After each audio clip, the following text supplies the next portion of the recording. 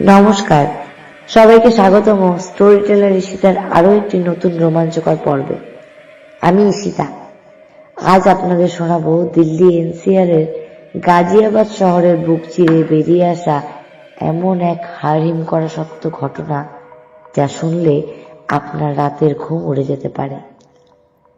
আজকের ঘটনাটি একটি ইঞ্জিনিয়ারিং কলেজের সেই অভিশপ্ত হোস্টেল আর তার রহস্যময় রুম নম্বর 404কে ঘিরে, যেখানে বিজ্ঞানের ছাত্ররাও অলৌকিক শক্তির কাছে হার মানতে বাধ্য হয়েছিল। কেন আজও সেই রুমটি তালাবদ্ধ, কি ঘটেছিল সেই রাতে, সব জানতে হলে ঘটনাটি একদম শেষ পর্যন্ত শুনুন। আর আপনি যদি চ্যানেলে নতুন হন তবে অবশ্যই সাবস্ক্রাইব করে আমার এই রহস্যময় যাত্রার সঙ্গী হন। চলুন তাহলে শুরু করা যাক আজকের মূল গল্প। দিল্লি এনসিআর এর অন্তর্গত গাজিয়াবাদ শহরের একেবারে প্রান্তে একটি পুরনো ইঞ্জিনিয়ারিং হোস্টেল আছে, যেখানে বহু বছর আগে রোহান নামে একটি ছাত্র পড়াশোনা করতে এসেছিল। সেই হোস্টেলের দেওয়ালগুলো ছিল লোনা ধরা এবং বাড়ির চারদিকে একটি নিস্তব্ধ নিষ্ঠুরতা বিরাজ করত, যা প্রথম দিন থেকেই রোহানকে কেমন যেন অস্বস্তিতে ফেলে দিয়েছিল। রোহান প্রথমে ভেবেছিল হয়তো বাড়ি ছেড়ে নতুন জায়গায় আসার কারণে তার ওরকম মনে হচ্ছে, কিন্তু সে জানতো না যে ওই হোস্টেলের দেওয়ালের মধ্যে লুকিয়ে আছে বহু বছরের পুরনো কোনো ভয়ঙ্কর রহস্য। হোস্টেলের প্রবেশ পথে পা দেওয়ার সাথে সাথেই তার মনে হয়েছিল যেন কেউ একটি অদৃশ্য চোখ দিয়ে তার ওপর নজরদারি করছে। ওই হোস্টেলটি কেন এত খালি ছিল সেটা সে প্রথমে বুঝতে পারেনি, কিন্তু রাত যত বাড়ছিল তার মনের ভয় তত বেশি বাড়ছিল। রোহানকে হোস্টেলের একেবারে ওপরের তলায় রুম নম্বর 404 বরাদ্দ করা হয়েছিল, যা চারদিকের অন্য রুমগুলো থেকে একটু বেশি দূরে ছিল। ওই রুমের দরজা খোলার সময় একটি কর্কশ শব্দ হয়েছিল, যা ঠান্ডা স্রোত বইয়ে নিয়ে গিয়েছিল রোহানের মেরুদণ্ড দিয়ে। রুমের ভেতরে ঢুকে সে দেখল আসবাবপত্রগুলো খুব পুরনো এবং একটা কেমন যেন বিশ্রী গন্ধ চারদিকে ছড়িয়ে আছে, যা পচা রক্তের গন্ধ বলেই মনে হচ্ছিল। জানলার পর্দাগুলো ছিল ধুলো মাখা এবং সেখানে একটা পুরনো কাঠের টেবিল ছিল, যার উপর অদ্ভুত কিছু আঁচড়ের চিহ্ন দেখা যাচ্ছিল। রোহানের মনে হলো যেন এই রুমটি বহু বছর ধরে কেউ ব্যবহার করেনি, কিন্তু ওয়ার্ডেন তাকে এই রুমটি দিল সেটা তার মাথায় ঢুকছিল না। রাত যত গভীর হচ্ছিল হোস্টেলের করিডোরগুলো ততই নিস্তব্ধ হয়ে যাচ্ছিল, কিন্তু রোহানের ঘুম কিছুতেই আসছিল না।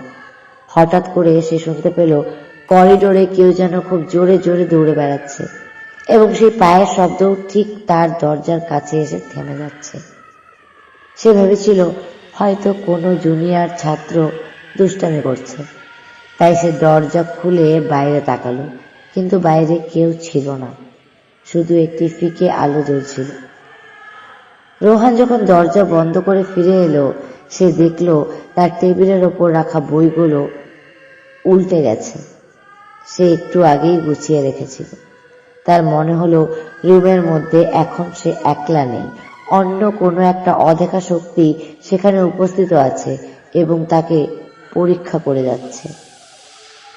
জুন মাসের প্রচন্ড গরম থাকা সত্ত্বেও মাঝরাতে রোহানের রুমের তাপমাত্রা হঠাৎ করে প্রচুর পরিমাণে কমে গেল। তার শরীরের লোমগুলো খাড়া হয়ে গেল এবং তার মুখ দিয়ে যেন ঠান্ডা কুয়াশার মতো বাষ্প বেরোতে শুরু করলো। সে বন্ধ করার চেষ্টা করলো ফ্যানটা, কিন্তু সুইচ বোর্ডে হাত দেওয়ার সাথে সাথেই সে একটি প্রচন্ড শক খেল, যেন কেউ তাকে বারণ করছে। রোহান তার কম্বলের ভেতরে ঢুকে শুয়ে পড়ল, কিন্তু তার মনে হচ্ছিল যেন খাটের নিচে কেউ একটা ফিস ফিস করে কথা বলছে। সেই অদ্ভুত ঠান্ডা শুধুমাত্র তার রুমেই ছিল, বাইরে করিডোরে তখনও প্রচুর গরম ছিল, যা একটি অলৌকিক ঘটনার ইঙ্গিত দিচ্ছিল। পরের দিন সকালবেলা রোহান যখন মুখ ধোয়ার জন্য বাথরুমে পুরনো আয়নার সামনে দাঁড়ালো, সে দেখলো একটি ভয়ঙ্কর দৃশ্য। আয়নার মধ্যে তার পেছনে একটা লম্বা কালো আকৃতির ছায়া দাঁড়িয়েছিল, যার চোখগুলো ছিল প্রচন্ড লাল।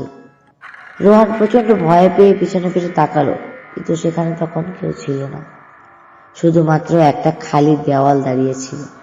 সে যখন আবার আয়নার দিকে তাকালো, দেখলো আয়নার ওপর কেউ যেন রক্ত দিয়ে লিখে রেখেছে, চলে যাও।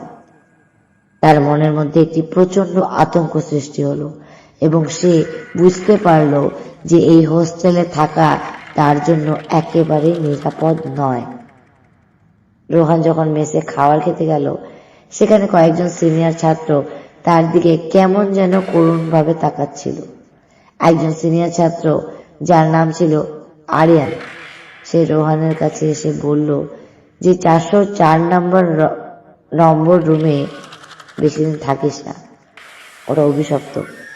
আরিয়ান আরো জানালো যে গাজিয়াবাদের এই জমিটি বহু বছর আগে একটি শ্মশান ছিল এবং হোস্টেল বানানোর সময় বহু আত্মা অতৃপ্ত থেকে গিয়েছিল। সিনিয়ররা আরো বলল যে পূর্বে বহু ছাত্র ওই রুমে থাকতে এসে পাগল হয়ে গেছে অথবা রহস্যময়ভাবে উধাও হয়ে গেছে। রোহানের বুকে এই সময় ধুকপুকানি বেড়ে গেল, কিন্তু সে তখনও ভাবতে পারেনি যে তার সাথে কি ঘটতে চলেছে। সেই রাতের ঘটনা ছিল আরো বেশি ভয়াবহ, কারণ রোহান মাঝরাতে একজন মেয়ের ফুপিয়ে ফুপিয়ে কান্নার শব্দ শুনতে পেল। সেই কান্নার শব্দ ঠিক পাশের 403 নম্বর রুম থেকে আসছিল, কিন্তু সে জানতো যে ওই রুমটি বহু বছর ধরে তালা বন্ধ। রেওয়ান দেওয়ালে কান পেতে শোনার চেষ্টা করল এবং সে শুনতে পেল মেয়েটি যেন কারোর কাছে প্রাণ ভিক্ষা চাইছে। হঠাৎ করে কান্নাটি থেমে গেল এবং তার পরের মুহূর্তেই তার রুমের জানলায় প্রচন্ড জোরে কেউ আঁচড় কাটতে শুরু করলো। রোহানের মনে হলো জানলাটি ভেঙে এখনই কেউ ভেতরে ঢুকে আসবে এবং তার ভেতরে থাকা সব শান্তি কেড়ে নেবে। পরের দিন সকালবেলা ঘুম থেকে উঠে রোহান যখন আয়নায় নিজের মুখ দেখলো, সে দেখলো তার গলার চারপাশে আঙ্গুলের কালো ছাপ পড়ে আছে। মনে হচ্ছিল কেউ যেন রাত্রে তাকে গলা টিপে ধরার চেষ্টা করেছে, কিন্তু সে সেটা ঘুমের ঘোরে বুঝতে পারেনি। তার গলার ভেতরে একটা প্রচন্ড ব্যথা হচ্ছিল এবং কথা বলতেও তার কষ্ট হচ্ছিল। রোহান বুঝতে পারল যে ওই প্রেতাত্মা এখন শুধু ভয় দেখানো নয়, বরং শারীরিকভাবে তার ক্ষতি করার চেষ্টা করছে। সে তখনই স্থির করলো যে ওই হোস্টেলে সে আর এক মুহূর্তও থাকবে না, কিন্তু কিছু একটি তাকে যেন ওখানে আটকে রাখছিল। রোহান যখন ওয়ার্ডেনের কাছে গিয়ে রুম চেঞ্জ করার কথা বলল, ওয়ার্ডেন কেমন যেন ফ্যাকাশে হয়ে গেলেন এবং তার চোখে একটি ভয়ের ছাপ দেখা গেল। ওয়ার্ডেন প্রথমে বিষয়টি এড়িয়ে যেতে চেয়েছিলেন, কিন্তু রোহানের গলার ছাপ দেখে তিনি চুপ হয়ে গেলেন। তিনি ধীরে ধীরে বললেন, তুই আজকেই তোর জিনিসপত্র নিয়ে অন্য কোথাও চলে যা, এই হোস্টেলটা তোর জন্য নয়। ওয়ার্ডেন কেন প্রথমে তাকে ওই রুমটি দিয়েছিলেন সেটা সে পরিষ্কার করলেন না, কিন্তু তার কথায় মনে হলো তিনি কিছু একটা গোপন করছেন। ওয়ার্ডেনের এরকম আচরণ রোহানের মনের ভয়কে আরো কয়েক গুণ বাড়িয়ে দিল। আরিয়ান নামক সেই সিনিয়র ছাত্রটি রোহানকে পরে একটি ভয়ঙ্কর গল্প জানালো, যা ওই 404 নম্বর রুমের সাথে যুক্ত ছিল। বহু বছর আগে একটি ছাত্র ওই রুমে থাকতো, যে প্রচন্ড পড়াশোনায় ভালো ছিল, কিন্তু একদিন রহস্যময়ভাবে সে ফ্যান থেকে ঝুলে আত্মহত্যা করে। মানুষ বলে যে সে একা ছিল না, বরং কিছু অদ্ভুত শক্তি তাকে আত্মহত্যা করতে বাধ্য করেছিল। তারপর থেকেই সেই ছাত্রটির আত্মা ওই রুমে ঘুরে বেড়ায় এবং যেই সেখানে থাকতে আসে তাকেই সে ক্ষতি করার চেষ্টা করে। এই গল্প শোনার পর রোহানের শরীর হিম হয়ে গেল এবং সে বুঝতে পারল কেন কেউ ওই রুমে যেতে চায় না। সেই রাত্রে রোহান যখন তার জিনিসপত্র গুছোচ্ছিল, হঠাৎ করে রুমের আলোগুলো নিভতে এবং জ্বলতে শুরু করলো। একটি পাশবিক আর্তনাদ পুরনো হোস্টেলের করিডরগুলো কাঁপাতে শুরু করলো, যা কোনো মানুষের গলার শব্দ হতে পারে না। রোহান দেখলো গলার শব্দ রুমের ফ্যানটি জুড়ে প্রচুর ঘুরতে শুরু করেছে এবং সেখান থেকে রক্ত ঝরে পড়ছে তার বিছানার ওপর। সে দরজা খোলার চেষ্টা করলো, কিন্তু দরজাটি বাইরে থেকে যেন কেউ লক করে দিয়েছে। সে প্রচন্ড জোরে চিৎকার করতে লাগলো, কিন্তু তার চিৎকার শুনে কেউ আসলো না। তার চিৎকার যেন দেওয়ালেই বাজিয়ে ফিরে আসছিল। বাইরে কেউ কিচ্ছু শুনতে পাচ্ছিল না। রোহান তখন ভয় পেয়ে রুমের এক কোণায় জড়সড় হয়ে বসেছিল এবং তার সামনে দেখতে পেল সেই কালো আকৃতিটি ধীরে ধীরে ভেসে আসছে। সেই আকৃতিটির কোনো মুখ ছিল না, শুধুমাত্র একটি অদ্ভুত অন্ধকার যেন পুরনো রুমকে ঘিরে ধরেছে। রোহান মনের জোরে একটি প্রার্থনা করতে শুরু করলো এবং হঠাৎ করে দরজাটি নিজের থেকে খুলে গেল। সে কোনো ক্রমে তার জিনিসপত্র ছেড়েই ওই রুম থেকে বাইরে বেরিয়ে এলো এবং নিচে দৌড়ে চলে গেল। সে ফিরেও তাকালো না ওই ভয়ঙ্কর রুমটির দিকে। শুধুমাত্র তার মনে হচ্ছিল পিছনে কেউ যেন তাকে তাড়া করছে। সকাল হতেই রোহান তার সব দরকারি কাগজপত্র নিয়ে হোস্টেল ছেড়ে বেরিয়ে গেল এবং গাজিয়াবাদের অন্য একটি নিরাপদ এলাকায় একটি পিজি খুঁজে নিল। সে ইঞ্জিনিয়ারিং কলেজে পড়াশোনা করলেও ওই হোস্টেলের দিকে আর কখনো ফিরে তাকায়নি। তার মনের মধ্যে সেই ভয়ঙ্কর রাতের স্মৃতি এখনো তাজা হয়ে আছে, যা তাকে মাঝে মাঝেই ঘুমের মধ্যে তাড়া করে বেড়ায়। রোহান এখন বুঝতে পারে যে এনসিআর এর মতো উন্নত জায়গায়ও কিছু কিছু জায়গা এখনো পুরনো শক্তির আধার হয়ে গেছে। সে তার অন্য বন্ধুদেরও ওই হোস্টেলে যেতে নিষেধ করে দিয়েছে। বছর পেরিয়ে গেল, কিন্তু রোহানের মন থেকে সেই ভয় এখনো দূর হয়নি। সে এখনো অন্ধকারে একলা থাকতে ভয় পায়। সে মাঝে মাঝে মনে করে সে আয়নার ওপর লেখা চলে যাও কথাটি এবং তার গলার কালো ছাপটির কথা। গাজিয়াবাদের সেই পুরনো হোস্টেলটি এখন প্রশাসনিকভাবে বন্ধ করে দেওয়া হয়েছে, কারণ ওখানে আরো কিছু রহস্যময় ঘটনা ঘটেছে। শোনা যায় যে এখনো মাঝরাতে সেই এলাকার মানুষরা হোস্টেল থেকে অদ্ভুত শব্দ শুনতে পায়। রোহানের মতো আরো বহুজন আছে যারা সেই রাতের অভিজ্ঞতা কখনো ভুলতে পারবে না। এই ছিল গাজিয়াবাদের সেই রহস্যময় হোস্টেলের রুম নম্বর 404-এর হায়ারিং করা কাহিনী। আজকের এই ঘটনাটি আপনাদের কেমন লাগলো তা অবশ্যই নিচে কমেন্ট করে জানাবেন।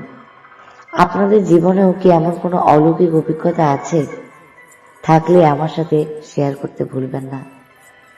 ঘটনাটি ভালো লেগে থাকলে ভিডিওটিতে একটি লাইক দিন এবং বন্ধুদের সাথে প্রচুর শেয়ার করুন, যাতে তারাও এই রহস্যের স্বাদ নিতে পারে। আর এই ধরনের আরো রোমাঞ্চকর এবং ভৌতিক গল্প নিয়মিত শুনতে আমার channel story teller Ishita subscribe করে পাশে থাকা বেল আইকনটি প্রেস করে রাখুন। দেখা হচ্ছে খুব শীঘ্রই পরের কোনো লোমহর্ষক পর্বে। ততক্ষণ পর্যন্ত সবাই সাবধানে থাকবেন, ভালো থাকবেন। ধন্যবাদ।